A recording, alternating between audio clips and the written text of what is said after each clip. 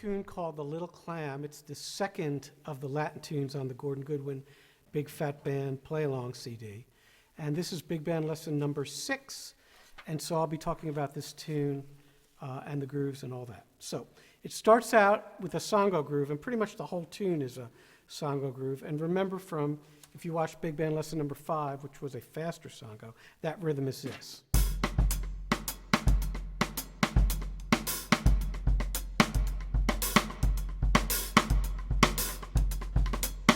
So there I'm playing with the cross-room click and the hi-hat, very dry. So the beginning starts like that, extremely dry and soft and building up. You got 4 repeats to get to fortissimo, okay there? So try to keep it on the hi-hat, that's what I would suggest. And the click is also very dry. Snare drum tends to be a little ringy and loud there, okay? So after the first 3 repeats, we get to the 4th ending, which is catch those literally, since they're on the staff. And then we go to the bell of the cymbal, and we begin an 8-bar unison drum solo with the timbales and the congas. So I play time for 4 bars, and then I play this figure. 1, 2, 1, 2. Now that's playing it very stiff. You might want to phrase it like this.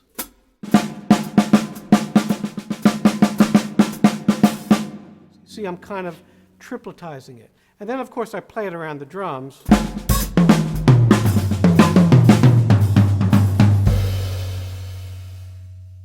Now, the danger with all drummers is when they, well, beginning drummers, and even intermediate drummers, when they play around the kit, they start doing the toms and all. They're moving, they slow down or speed up.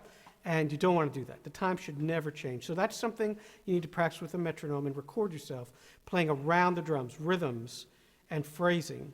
For some reason, the different feel of the drums, like the snare drum's pretty tight, but as the toms get larger, they suck you in. You know, they're looser, the heads. So that tends to actually slow drummers down quite often. I see that in lots of my students. So please practice that kind of thing, all right? And that's, again, with timbales and congas, so you need to be pretty tight with them. Then we get into the main part of the tune at 19, and that's, again, a Songo rhythm. You can play that either with your snare drum, or you could play the click again.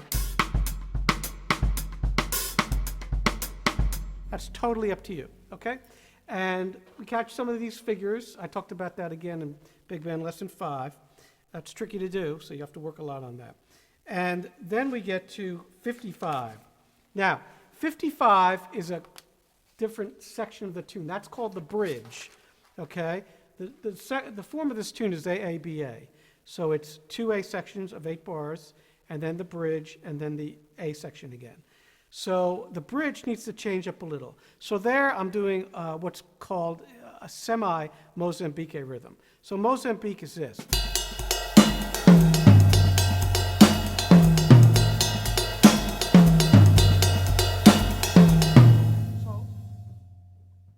So what makes it a Mozambique, or Mozambique, as some people say, is that 1, 2, 3, 4, 1, 2, 3, 4, or 1, 2, 3, 4, 1, 2, 3, 4, 1, 2, 3, 4. That anticipation. So you can build that into your groove, and that works with this, which is this.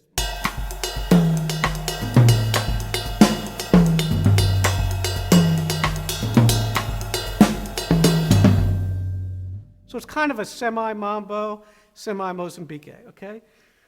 I would suggest doing that there. Change it up. Don't just play Songo. It keeps the tune interesting. And then we get to bar 69, which is very tricky. It's a bar 7, a bar 6, 13 together. And the way it's written is this. Okay, personally, I hate that. It goes into like a rock groove there. It makes no sense to me. So I like to keep it Latin. So what I'll do is this kind of groove. So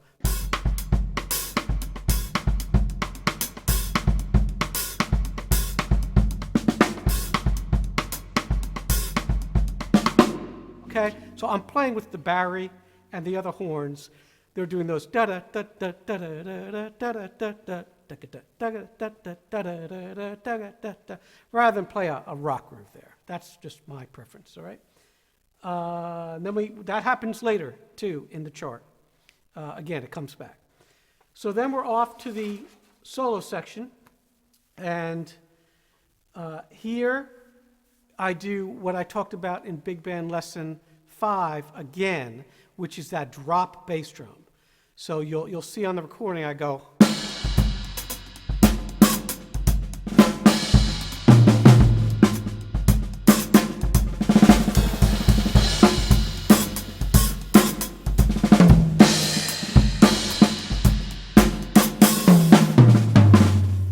Okay? So that's what I do there, and that keeps the band in time like I talked about. So basically I'm doing this.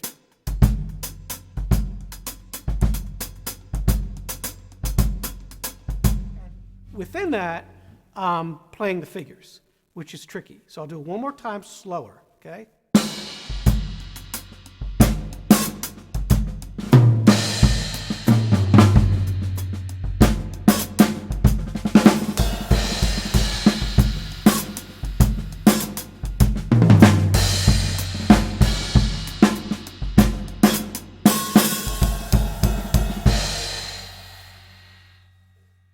So that's it slow. And that happens twice, okay, during the solo sections. There's two soloists.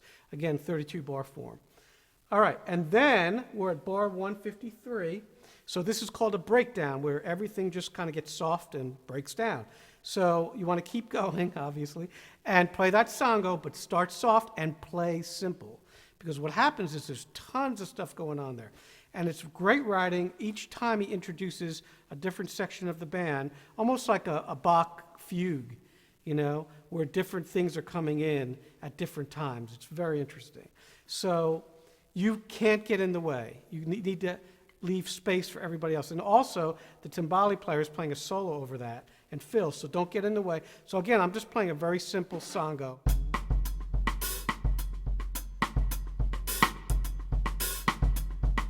Under that, and then catching some of the figures. And I'm building it, but I'm not building it too much. At 161, you don't want to be too loud, just because there's still so much going on. And of course, at 169, you can open up a little, and that's the bridge, once again, okay? And play our Mozambique/Mambo pattern there. And then, of course, we go back to the 7/4/6/4 thing that we've already done. And then we're at the final part of the tune.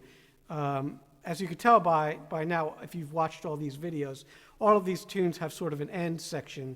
You might want to call it a coda. You might want to call it the climax of the tune, where sort of everything comes together, and it's just really big and exciting. So here, there are actually a lot of dynamics. So there's places where you come down and places where you play loud. I'd recommend the loud places opening up with the cymbal, the ride cymbal, and the bell. And again, the bell we talked about in the dry bell that I'm using in Big Band Lesson number 5. Okay? So you'll see all these dynamics written. And then at bar 241, we have a big solo there. That needs to be really exciting. You can use some chops there. And then at 344, that's sort of the ending of the tune, these last 8 bars. But you can play kind of a duet with the band there, almost play very soloistically. And of course, we have 4 from the end. We have that bop, bop, bop, bop. You can fill that in doing this. Then rest, ba, ba, da, da, da, da. Or any other 2-beat fill you want to do there. So that's the Little Clam. That's the last of the Latin ones from this book that I'll be doing. And we'll do some rock and funk ones next. Thanks.